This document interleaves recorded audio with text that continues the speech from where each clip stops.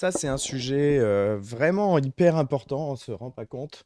Donc, si tu es arrivé sur cette vidéo, que tu es paysagiste ou voire même artisan, tout simplement, reste bien parce que là, tu vas voir les choses autrement et peut-être vraiment changer totalement de paradigme par rapport à ta façon aujourd'hui de travailler, de gagner de l'argent, etc.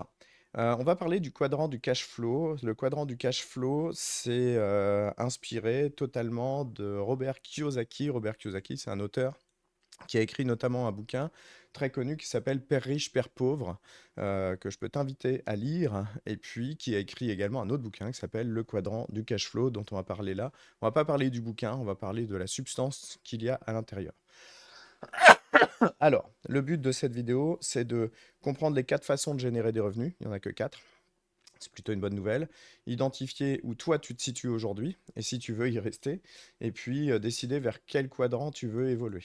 C'est plutôt intéressant. Alors, à l'intérieur de ça, nous avons quatre quadrants. On a le quadrant des employés salariés, le quadrant des investisseurs, le quadrant des travailleurs autonomes, des petites entreprises, le quadrant des propriétaires d'entreprises. Ça va dans ce sens-là. On part d'en haut à gauche, on descend ici, on va là et on va là. L'idée, idéalement, dans un monde parfait, c'est d'aller chercher cette case-là. Pourquoi? Parce que lorsque tu es investisseur, lorsque tu es devenu un investisseur, en fait, ton argent travaille pour toi. Et après, tu décides sur quoi tu veux travailler ou pas. Donc ça, c'est pas une illusion, c'est pas un truc illusoire, c'est quelque chose vers lequel on peut aller. Néanmoins, on peut aussi s'arrêter ici à devenir propriétaire d'entreprise et non pas travailleur dans son propre entreprise. On va voir un peu les différences de ça. Tu vas voir que les choses sont assez logiques, étonnantes. Alors, le premier quadrant des revenus, c'est à chaque fois une approche assez radicale et différente l'un de l'autre. Quand tu es employé salarié, c'est simple, tu échanges ton temps et tes compétences contre un salaire fixe. Donc en gros, tu as 1440 minutes par jour à échanger. Il y en a où tu dors, il y en a où tu manges, il y en a où tu as tes loisirs, mais à l'intérieur de ça, tu vas enfiler la moitié pour une entreprise, pour un job qui va te donner à la fin un salaire fixe. Si tu as réussi à négocier un peu, tu auras une variable sur ce salaire, mais une variable qui sera de toute façon qu'une partie de ce que tu pourrais avoir si tu exploitais mieux ton temps qu'être employé ou salarié. Alors attention, je n'ai pas dit que c'était mieux l'un que l'autre, c'est un choix. Il faut juste avoir conscience que ces choix-là existent. Quand tu as la conscience des choix, alors ton choix est le tien. Tu fais ce que tu veux avec ça. Mais si tu es employé salarié, là, une réalité absolue, tu échanges ton temps de vie, sans doute ce que tu as de plus précieux, contre de l'argent. Voilà. L'argent qui va pas beaucoup évoluer. Si tu as 10% d'augmentation tous les 2 ans, bah, tu es content, sauf que en fait, l'inflation va venir manger de toute façon ton pourcentage en plus en quelques temps, et donc finalement, tu gagnes toujours plus ou moins la même chose. Là, l'avantage ici, c'est qu'on va rechercher une forme de sécurité. J'ai pas besoin de m'investir personnellement. J'ai pas besoin d'aller chercher des clients, l'entreprise le fait pour moi. J'ai pas besoin d'aller chercher du travail, l'entreprise le fait pour moi, etc., etc. C'est une forme de sécurité et puis c'est une forme aussi de mise d'argent de côté. Si ton salaire c'est 2000 net par mois, que tu sais vivre avec 1002, bah, tu as 800 de cash flow positif que tu peux ensuite, pourquoi pas placer, pourquoi pas mettre de côté. Alors attention, mettre de côté et placer, c'est deux choses différentes. Si tu mets de côté, c'est pas mal, mais tu vas être mangé par l'inflation. On va pas en parler dans cette vidéo. Si tu places ton argent et qu'il travaille pour toi, alors pourquoi pas? Donc là, il y a des emplois qui sont mieux rémunérés. Pourquoi on peut avoir des emplois mieux rémunérés? C'est quand on arrête d'échanger seulement son temps, mais qu'on rajoute des compétences. Si tu es extrêmement compétent quelque part et que tu vends ta compétence, alors ton emploi peut être beaucoup mieux payé et donc tu peux générer du cash flow qui va te permettre peut-être d'investir et de finalement être ici et là. C'est pas impossible. Néanmoins, pour avoir ton argent qui travaille pour toi de très bonne manière, l'idéal, c'est quand même de partir avec un bon gros capital de base qui va te permettre d'avoir cet argent qui travaille pour toi. Donc ici, ça va être long, c'est faisable, mais ça va être très long. C'est-à-dire, il va falloir que tu bosses pendant 40 ans en étant très studieux dans ta façon de mettre de côté, en réussissant à évoluer et surtout en étant très studieux dans tes placements. J'ai dit mettre de côté, c'est une erreur. L'autre partie du quadrant, c'est le travailleur autonome. Autonome ne veut pas dire tout de suite. Ok. Tout seul, je veux dire. Autonome, ça veut dire tu es dans ton entreprise, tu travailles dans ton entreprise. Si tu ne travailles pas dans ton entreprise, il y a des choses qui ne fonctionnent pas. Il y a des travailleurs, ce qu'on appelle travailleurs autonomes. Ça va être ici le travailleur indépendant qui a peut-être une entreprise de 10, 15, 20, 30, 40, 50 salariés, mais n'empêche qu'il est toujours travailleur autonome parce qu'il y a plein de choses qui reposent uniquement sur lui et il ne peut pas prendre facilement des vacances, d'accord? Il ne peut pas vraiment s'arrêter. Quand il s'arrête, bah, il y a des choses qui ne fonctionnent pas.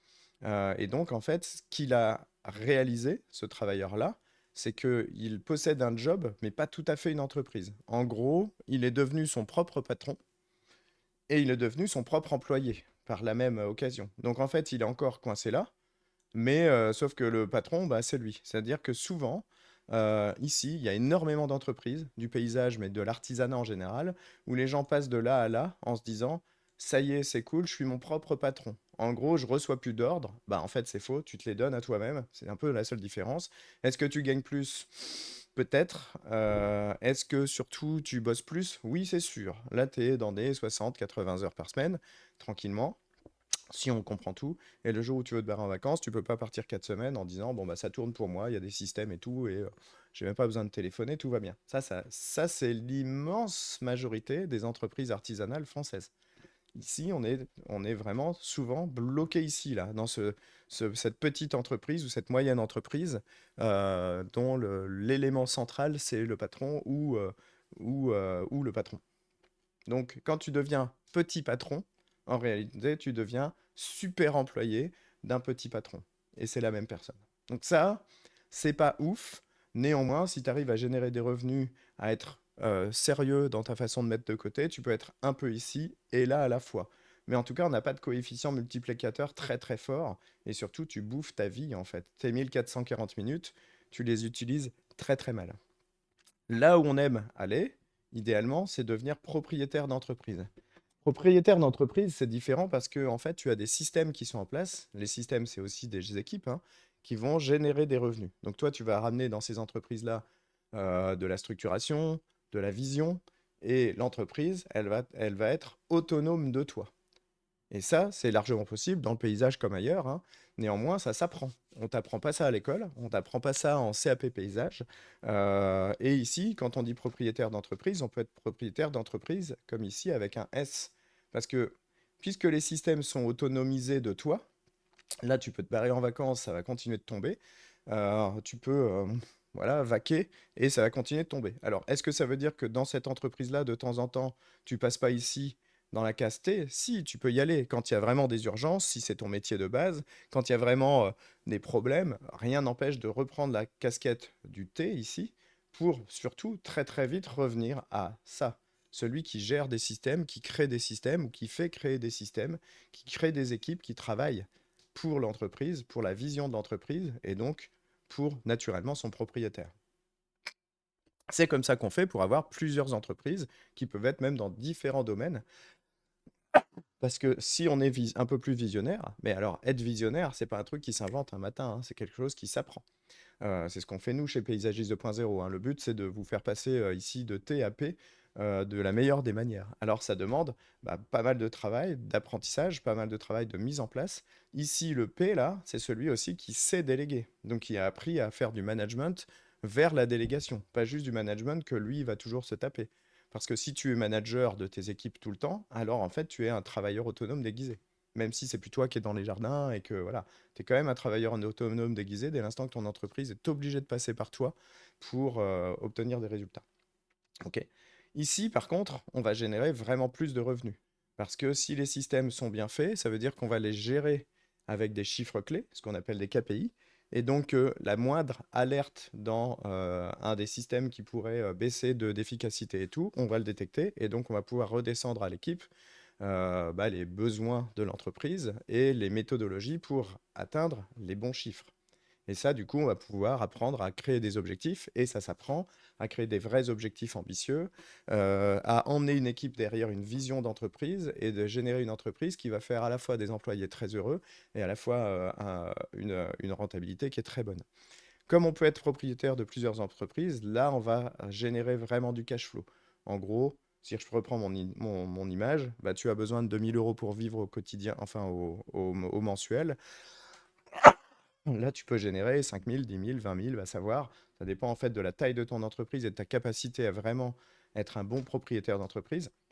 Mais du coup, tu auras beaucoup de cash flow pour, à un certain moment, penser que c'est un jeu qui a une fin. Et donc, si tu sais devenir propriétaire d'une entreprise, la gérer, intégrer tes systèmes dedans et pourquoi pas la revendre avec de la plus-value ou même sans plus-value, eh bien, le système ici te permet de dire au banquier, tu achètes l'entreprise pour moi, tu m'inventes de l'argent que je vais utiliser pour acheter cette entreprise, je vais la gérer, ce qui va permettre de toi te créer l'argent pour te rembourser. Voilà, c'est comme ça que ça marche. Et une fois que l'entreprise s'est autofinancée et que toi, en plus, tu as gagné ta vie à l'intérieur, bah, quand tu la revends, même si tu la revends au même prix, comme tu n'as pas sorti l'argent au départ, que c'est le banquier qui l'a inventé pour toi, et que l'entreprise s'est autofinancée, alors c'est comme faire de l'immobilier avec une entreprise. Sauf que ça va plus vite. L'immobilier aujourd'hui, pour générer du cash flow, tu vas prendre un appart, le mettre en location ou un Airbnb pour accélérer un peu. Mais en gros, si tu as un super gros rendement, il va te falloir 15 ans pour l'autofinancer. Et en général, c'est plutôt 25-30 aujourd'hui pour qu'il s'autofinance par le loyer. Une entreprise, c'est 7 ans en moyenne. Et surtout, le cash flow généré tous les 7 ans est beaucoup plus gros que on pourrait imaginer avec l'immobilier en fait. Et l'air de rien, beaucoup plus sûr, parce que si tu prends une entreprise qui marche aujourd'hui, que tu sais la faire marcher tout aussi bien, voire mieux, alors en fait, si tu sais être un bon propriétaire d'entreprise, à ce moment-là, tu peux vraiment générer du revenu par l'achat, revente, gestion, l'achat, gestion, revente. Et si à la fin, quand tu veux revendre, et ben, que finalement tu veux pas revendre parce que tu es content de la gestion, libre à toi après de garder et de définir une nouvelle fin au jeu. Mais un propriétaire d'entreprise est là pour soit gérer une pérennité rentable, soit gérer une fin heureuse avec une revente, avec ce genre de choses pour générer du cash flow. L'avantage, c'est que ce cash flow, c'est-à-dire l'argent positif, l'argent que tu as gagné avec ce système, te permet demain d'être investisseur beaucoup plus vite que tu ne peux imaginer en fait, parce que l'achat d'entreprise ou la création d'entreprise, plus sa valorisation, plus sa revente, font des choses qui accélèrent extrêmement les revenus et surtout le confort en fait d'entreprise. Alors, ici employé, tu échanges ton temps contre un salaire, la sécurité, illusion, te fait croire que bah, c'est ton filet, mais en fait c'est ta cage. Je compare ça à une cage de foot. Cage de foot, dedans, bah, tu te sens en sécurité parce que tu es un peu enfermé, protégé, mais en vrai, c'est un filet qui t'empêche d'avancer. La réalité, c'est que tu peux pas te barrer de la cage de foot si tu passes pas par la grosse sortie. Si tu veux passer par l'arrière, ça marche pas. Tu peux ni rentrer ni sortir. Par contre, l'avantage, c'est que tu as des revenus stables et tu pas de stress de gestion. Tu dépends toujours d'un patron, d'une entreprise.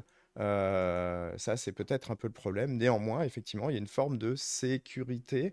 La sécurité, c'est que tant que ton patron il gère bien, tout va bien. Tant que ton entreprise est bien gérée, que le contexte économique est bien géré, tout va bien. La réalité, c'est que si il y a un défaut d'économie, de gestion, de machin, et que bah, ça descend, c'est toi qui sautes. Donc la sécurité, c'est pas lui hein, qui saute en premier, c'est toi. Obligatoire. Si tu es travailleur à ton compte, travailleur autonome, bah, tu bosses dur. Et autonome, ça ne veut pas dire que tu es tout seul. Encore une fois, j'insiste, ça veut dire que tu peux avoir une belle entreprise, mais que tu es obligatoire dans l'entreprise. Tu bosses dur, ton entreprise, elle ne tourne que si toi, tu es là. Alors ça, c'est de la liberté apparente. Par contre, effectivement, fierté du travail, etc., etc., ça, on peut vraiment trouver son plaisir là-dedans. Néanmoins, pas de vacances sans stress. Si tu prends des vacances, elles sont pas sans stress. Pas de croissance sans toi. Ça, c'est vraiment emmerdant.